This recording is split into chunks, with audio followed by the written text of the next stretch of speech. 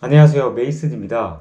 이번 영상은 추석 명절과 긴 연휴를 지내면서 그리고 이것저것 먹어보면서 들었던 생각들을 말해보려고 합니다. 그 전에 2주 동안 무얼 먹고 어떻게 지내냐면요. 명절은 명절이다 싶었습니다. 새벽 4시에 일어나 서둘러 출발했는데도 도로며 휴게소며 차도 많고 사람도 많았는데요. 스스로 괜히 늦은 것 같고 게으름을 부린 사람이 된 것 같았습니다. 점심 무렵에 도착한 본가에서는 엄마가 명절 음식 해야 되니까 간단하게 먹자고 하셨어요. 근데 막상 먹을 때가 되니까 음식이 자꾸만 늘어납니다. 엄마는 간단하다고 하시지만 부실하게 먹이고 싶지는 않으셨나 봅니다. 오랜만에 막걸리도 마셔보고 양념갈비도 먹어보고요. 처음엔 만지지도 못하게 하셨는데 이제 음식 만드실 때 옆에서 할 줄 아는 웬만한 건 다 합니다. 배워보겠다고 말씀드리니까 조금씩 시켜보시는 것 같고요. 명절 음식은 참 여러 가지로 만들어서 먹죠. 주먹밥으로도 먹고 비빔밥으로도 먹고 찌개를 끓여서 먹기도 하고요. 하여튼 명절 음식들은 거의 다 먹었는데요. 그렇게 감사히 잘 먹고 돌아오는 동안에도 명절 내내 먹은 음식들이 여전히 소화되고 있는 것만 같았습니다. 돌아와서는 또 이것저것 먹어보는 나날을 보냈는데요. 본가에서 얻어온 햅쌀로 강황밥부터 지어서 소분했습니다. 냉동 보관해뒀다가 실온에서 해동하고 차게 먹는데요. 활동이나 운동을 많이 한 날에만 찐고구마랑 교차로 먹습니다.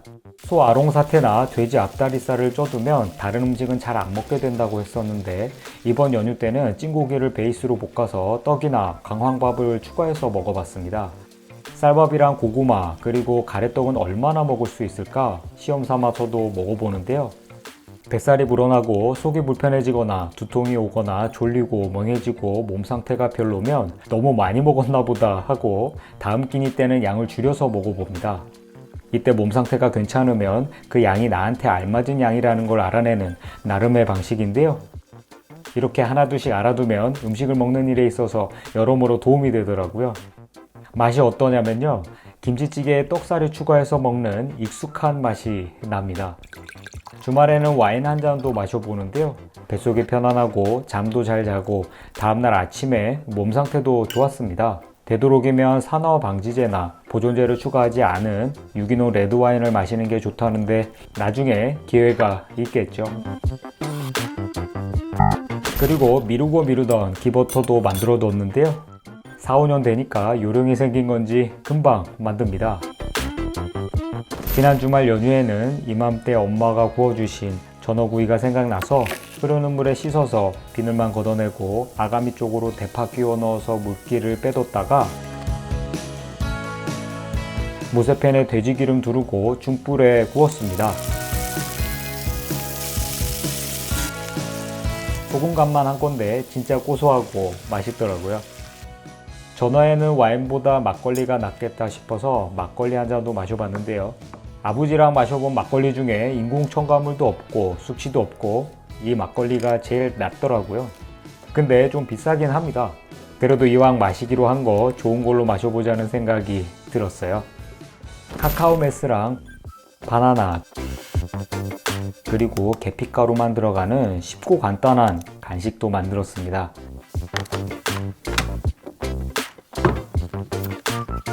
저는 초콜릿 바나나라고 부르는데 쌀밥처럼 냉동 보관해뒀다가 가끔 초콜릿이 생각날 때 해동해서 원두커피랑 먹으면 진짜 궁합 잘 맞고 달고 맛있더라고요.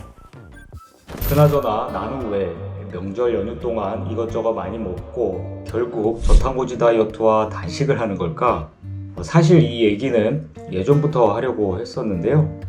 언제가 좋을지 고민만 하던 얘기인데 긴 연휴를 지내고 지금이 좋겠다 싶었습니다.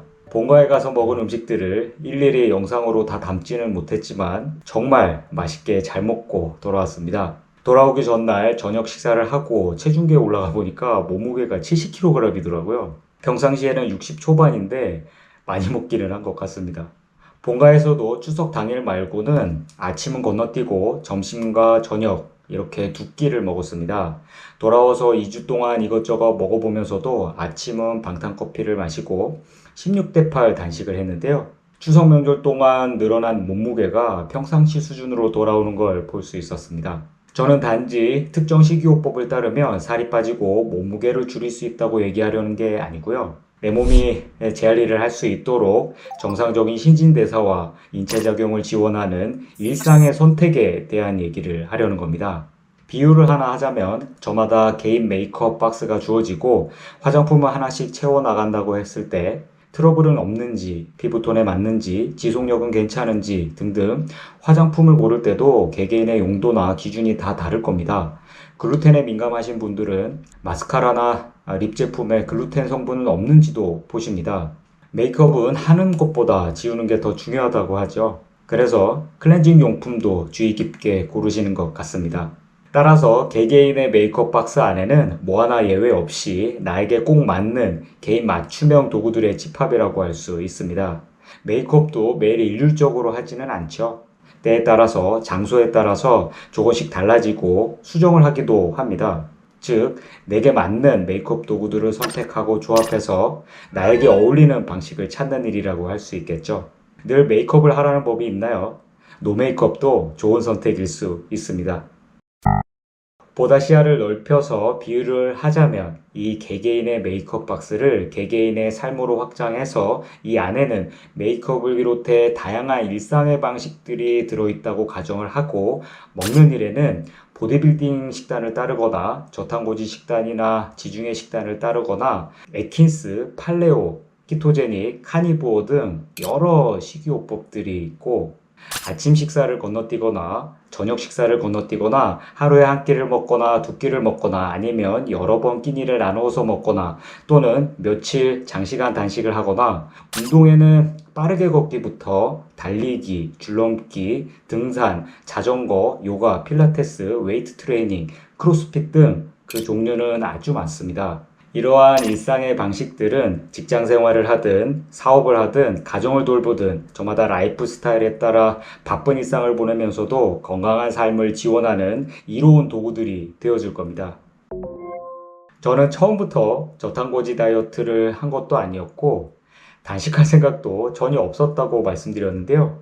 이것저것 먹어보면서 몸 상태가 좋은 쪽으로 조정해 나가다 보니까 지나친 당질과 염증을 일으키고 독소가 많은 음식들은 줄이면서 발효, 숙성 음식과 식초와 천연지방을 더 먹는 저탄고지 식사법이 된 겁니다. 그리고 체내 환경이 지질대사에 익숙해지면서 며칠 장시간의 단식도 편안하고 수월하게 할 수 있게 됐습니다. 또한 운동을 하지 않는 것보다 또는 과도하게 운동하는 것보다 꾸준하게 할 수 있고 알맞은 운동을 했을 때 나의 몸 상태와 기분과 감정이 훨씬 나아진다는 것도 알게 됐습니다. 따라서 건강한 삶은 일상의 선택이 끊이지 않고 계속 이어지는 것이라고 보는데요. 내 몸이 보내는 신호에 주의를 기울이면서 나에게 맞는 일상의 방식을 선택하고 이들을 알맞게 조합해서 지내보는 겁니다. 처음부터 생각대로 잘 되지 않는다 하더라도 어떻게든 나의 몸 상태가 좋은 쪽으로 조금씩 조정해 나가다 보면 나만을 위한 나만이 할 수 있는 건강한 삶의 방식을 체득할 수 있을 겁니다. 건강을 지키는 일은 남이 좋다고 해서 좋은 게 아니라 나한테 좋아야 비로소 좋은 겁니다. 그래서 저는 명절 연휴 동안 이것저것 많이 먹었더라도 결국 저탄고지 다이어트와 단식을 하는 일상을 선택하고 지내보는 것은 아닐까 생각이 들었습니다. 끝으로 메이크업은 하는 것보다 클렌징이 중요하다고 하듯이 며칠 이것저것 잘 먹고 채웠으니까 내 몸에 나쁜 것들을 잘 비워내 보려고 합니다. 단식을 계획 중인데요. 그러면 다음 단식 영상으로 다시 찾아올게요. 오늘도 건강하고 날씬한 하루 되세요. 시청해주셔서 감사합니다.